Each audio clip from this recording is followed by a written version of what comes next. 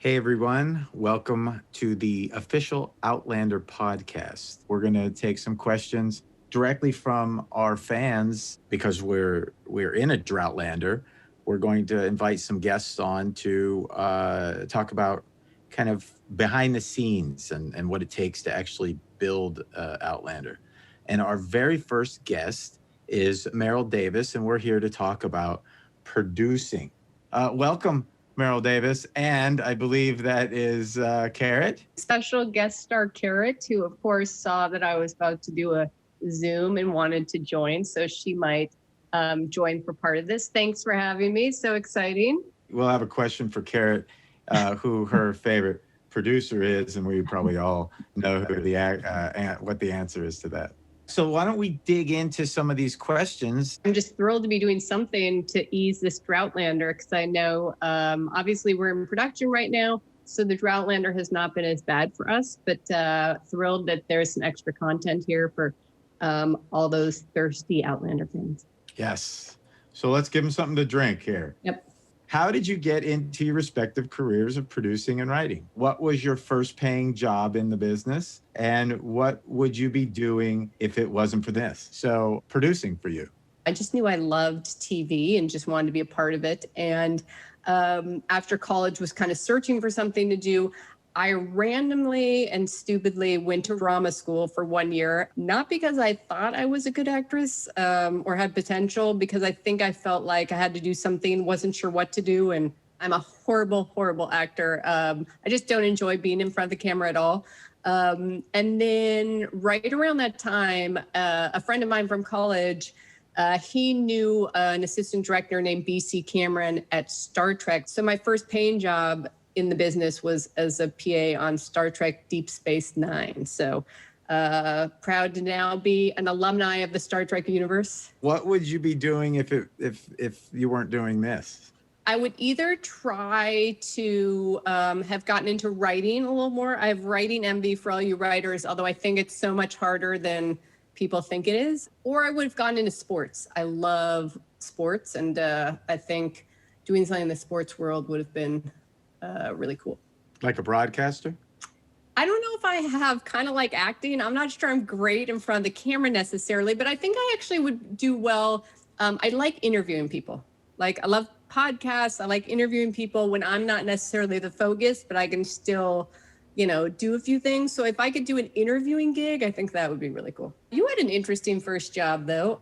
I had to read. Basically, what you do is read a script and then you write a coverage on it, and essentially you give a summary of what's in the script, and then you do a pass or recommend to read the script, because a producing company could get hundreds and hundreds of scripts throughout a month, and not one person can't read them all. One of the first things I was tasked to read were a couple of the Outlander books, and I did a pass for this production house because they wanted to make a TV movie. You wouldn't be able to get the richness of the novels in that short a time. And then your office was down the hall, and I gave you the books, and next thing you know, here we are. It was meant to be. It was meant to be. Did you ever imagine Outlander would be this popular? I knew it had the potential, but I think, as you know, in this industry, nothing is for sure. And even things you think are going to be a smash sometimes don't, for various reasons. But I do think I had a pretty good indication when we had an event before we'd even premiered in Los Angeles. It was really our first big event where we invited fans to come see the first episode and a Q&A. And after that, and how well that did, I was like, okay, I think this is going to do really well. So it was really exciting. I mean, those early years are so exciting when you're seeing a project kind of in its infancy kind of take off. Outlander has created a massive change in TV film production in Scotland. Can you give us a bit of background on how the studios were built, the impact on local jobs, apprenticeships, and how it's changed over the years? When we first got to Scotland, way back in 2013, I think it was, there was nothing there. I mean, obviously, we wanted to film in Scotland because that's where the books take place, but as Matt, as you know, it's very rare that you get to actually film something and the actual location. We went to Scotland and they really didn't have an infrastructure there. In fact, so many people were working in London or were working in somewhere in Ireland. And actually, it felt like certainly a place that needed an infrastructure. And there are so many craftspeople there that wanted jobs and wanted to be able to stay at home. And in fact, we took an old like cell phone warehouse, I think it was, and it was just gutted. And I do remember walking in there and thinking, how is this going to become a studio? There were wires hanging from the top of the ceiling. It was crazy. But actually, David Brown, one of our original UK producers, really refurbished that whole place and built it into the studio it is now. And I mean, I'm proud to say, I think we both are, that not only have we enabled those members of our crew who have been with us since the beginning to stay at home and work in the place that they live, but also we've really established this program where we've brought in a lot of interns and given them the ability to get their foot in the door, where they can go on and find jobs at Outlander and try out several things. So it's been a pretty exciting thing. And I mean, I'm pleased to say our crew, we've retained about 90 to 95% of our crew since the beginning. So I know everyone says this, but it really has become a family. That to me is what's so great, is so many people are coming home to work knowing they have a short drive and they can see their families and be with their families rather than going away for months at a time. And I think that's, for me, that's what's really the big impact for our crew and for Scotland and certainly Glasgow and Edinburgh. So has it become easier or more difficult to translate the original source material to television, do you think? It's become 10 million thousand gabillion times harder as the seasons go on. I mean, don't undersell it, by the way. Don't undersell it. I mean, the first season was by far the easiest because that book just translated really well. It was a clear point of view. There's just some very clear storytelling routes that I think as the books go on, it becomes a little more difficult, point of view shift. You're trying to keep things fresh and exciting and new. It just, as in any series, I think the more you continue, and we're incredibly lucky to do so, but the more you continue, the more difficult it gets. Once you start traveling, once you start going away from Scotland for Scotland, then it becomes more difficult because everything's a build. You can't just run out your door.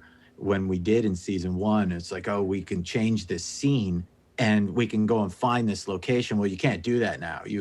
Everything has to be, prepared so far in advance. And that to me is what's harder to translate, because Scotland is as wonderful as an actress as she is. She has to play North Carolina now, and that's no small feat. How do you decide which storylines from the book to use in the show, and what determines if you follow the original storyline versus taking the story in a different direction? There's a lot of debate on what should be amongst the writers, and sometimes what we can actually produce dictates that. There are things that just are, for us, unproducible because they're so big filming wise. So a lot goes into the decisions. There's certainly nothing arbitrary, like, oh, I don't like that, so it doesn't go. Everybody has their favorite moments in the book. They might not be pushing the story really forward in any way, but they're fantastic character beats. We know for a fact we just can't fit them all in. Also, actor availability, believe it or not, is something that dictates where we go. Sometimes we don't have the actors available to tell a story. Our cast they've gone on to other incredible things. So we have to keep that in mind when we're telling story. Is someone going to be available to play the part? Well, Laura Donnelly is a perfect example. And sometimes if they're not in it every episode, you can't contractually keep someone. So even though they're going to be in it down the line, it's hard to get a contract with someone if they're not going to be in every episode. So you run the risk of losing them. Laura's a perfect example. Obviously gone on to do some amazing stuff. So exactly.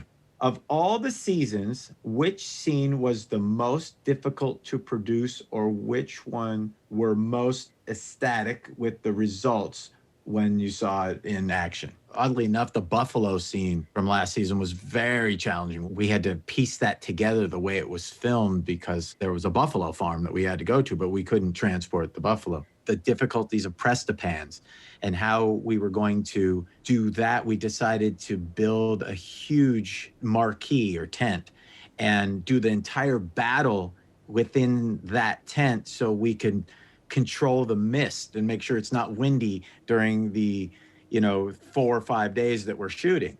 And the real reward is that people are still coming to the show, and we know that last season more people came to the show, so that's the reward, is that people still think we're doing a good enough job to watch. So Yeah. what was the most time consuming aspect of production that may surprise us? Everything takes longer than I think you probably think it does. We end up shooting for about 24 days. 2 episodes take about 24 days, about 12 days each. And we have an equal amount of prep, and it's never enough time. Filming one scene could take anywhere from 2 hours to 5 hours. Being outside takes longer to film because you have to move equipment, and it's a little more difficult. And sometimes you're on muddy hills or whatnot. I would say on average, we get about 4.5, 5 pages of script shot a day. And that's not a lot. People wonder why it takes us so long. And that's why. People probably really don't realize how many meetings we go to. Yes. Prior to the cast and the shooting crew arriving for the day, we've gone through hundreds and hundreds of meetings. Everything up until that point has been decided. And that to me is, I think a lot of people are shocked when they kind of get into this for the first time, realize how many meetings that we have to go to, whether it's art department, props, costumes, we location scout, we break down the scripts, there's the casting meetings. It's just constant. One of the reasons why Droughtlander is because we want to get it right. So we want to take the time to do it right. So yeah. Well, it takes a good 4 months to get the show up onto its feet before we even start filming. What's the most fun part of the whole producing process? I do love being on set. We've had so many wonderful opportunities to be out in the Scottish landscape and take a moment where you go, I cannot believe this is my job. This is what I do. It's pretty magical. So, I think part of that in this whole experience in Scotland and with our crew has been amazing high point in my life. There are times in your life where you realize that you're doing something special, and this show has been one of those. It really, for me, has been creatively very satisfying. Fun for me is like the wrap party. That's fun. The free hats. That's fun when the free hats come out. That's fun. What's your favorite Scottish location for filming? There are so many. I would say our Craignadoon location is probably my favorite. I just have so many great memories there. Every time we've been up there, there's something magical. It snows. It's a very special place up there. It's very spiritual. It's beautiful. I would say that in general has been my favorite location. What about you? Oddly enough, we get this question quite a bit, and I always say Scotland. Oh, yes. And just when you think, oh, I've seen the most beautiful spot in Scotland, you go and see another beautiful spot in Scotland. I find that the people of Scotland are amazing as well. So people treat us so kindly all the time. And it is, for me, just pure Scotland. We know Outlander has plenty of its own animals to deal with. Have you ever run into any issues with the wild animals of Scotland? Or does the massive group of people and equipment keep them at bay? We were filming a scene by a lake with all the guys, and there might have been some wild swans. And I believe Graham McTavish might have been scared by those wild swans. It did interrupt filming for a bit, so I'm sure he'd love that I'm mentioning that out loud, but I'll have to ask him. You can't, the Queen owns all the swans. No, I know. We could not touch them. And we had to wait till they moved off. Right. Not that we were going to, but yeah, no animals are harmed in the filming of Outlander. Alex and Diana recently said they had witnessed a scene filmed that was incredible. Have you ever been equally moved by this current season being produced? Can you even hint? Yeah, everybody knows me on the You spoilers. give no hints, zero hints. Zero hint, Matt. That's what But it people might come. involve the Christies. Let's put it that way. Listen, I mean, some of the magic of the show gets taken away a little bit when you have our jobs, and same for the actors on set, and same for the crew. You do tend to see the same scenes filmed multiple times. I mean, do you know what I mean? It's over and over and over. And so it's probably not until, again, we see what's called the playback on the big screen. You're seeing it in a way that's it's all been put together, editing's been done, everything's been done. And that's usually the moment that I get very emotional about certain things. Certainly this season, we've had a lot of moments. There's some very traumatic and very emotional times. It's a difficult season for Jamie and Claire and everyone. Yes. And I know the scene Diana's talking about, and I would say I agree. We have seen some blooper videos of the cast during the seasons. Have you experienced any bloopers yourself? I mean, where do we begin? I feel like my life's one big blooper, but Wait, do they mean on set or do they mean in our personal lives? I think 'Cause both. I will say difference. on set, a couple seasons ago, I decided to try various jobs people had on set. The grips were nice enough to let me try to push the dolly, which looks like it's going to be so much easier than it is. I think people don't realize the timing it takes for someone to push, and it's a pretty heavy piece of machinery. So for those of you, the camera sits on what's called the dolly, and it rides on tracks. And the dolly grip, who is a skilled, technician, pushes this as the camera operator sits, and they go along like this. And Meryl decided she wanted to try this one day. And then another time I also tried to do the clapper, thinking how hard could that be? It was much harder apparently than I thought there too. I just couldn't get the timing right. So I feel like across the board, I have failed at every job on set so far. Yeah. Now they won't let you do anything. That would be my blooper reel. They're not going to let me certainly take one of those jobs over. So some of the fun parts of the show is just the camaraderie that you have with everybody, especially the crew who you end up spending so much time with. But the bloopers are too countless. The reel would be endless. So would you and or Meryl ever join an episode as an extra like DG and Ron did in season 1? I don't know. Diana was actually not an extra. Diana had lines. So she was cast as a character. Iona McTavish, I believe her name was, and we gave her some lines. So you should know, I think you created that character. I did. It was pretty cool, and I think that they were gone for at least more than a day because you have to get fitted, you have to do all that, and so it just takes away so much time that it's hard to do. Listen, if we found out we were filming the last season, maybe I would try to drop in, but the amount of time it takes to actually be an extra on set, I mean, certainly for Diana and the time Ron did it, I mean, that's an all-day thing. And normally if you're there, you're too busy to do that. The closest thing I've done so far is allow my perfect dog, Carrot, to have her moment in the sun as Gail's adorable and beautiful dog. How involved is writer DG in crafting the storylines as they relate to season 7 and beyond?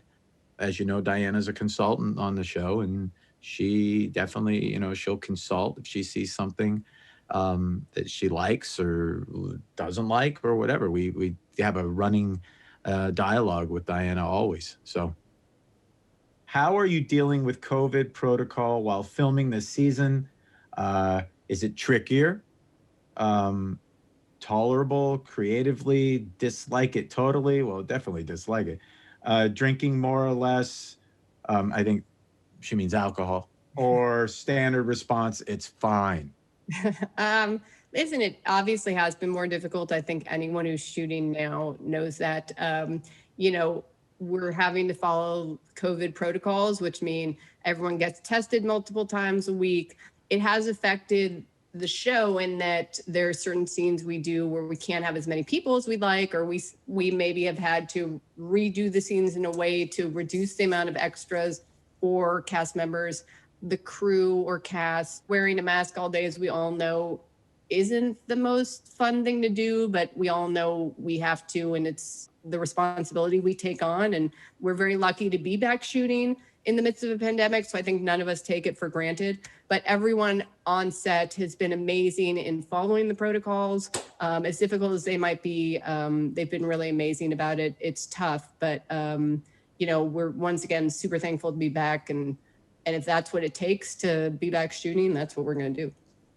What one person does can affect so many, and our crew and cast and staff have been so amazing in wanting to get back to work and do this and do it in a way that keeps everybody safe. So hats off to everybody across the board, from Sony and Starz and our production in the UK and Left Bank, who have done an amazing job to make sure that everybody is safe and that we can bring you Outlander as soon as possible. Is there anything else you want to say on the first edition of the official Outlander Droughtlander podcast? Well, first of all, I'm so excited to be your first guest here.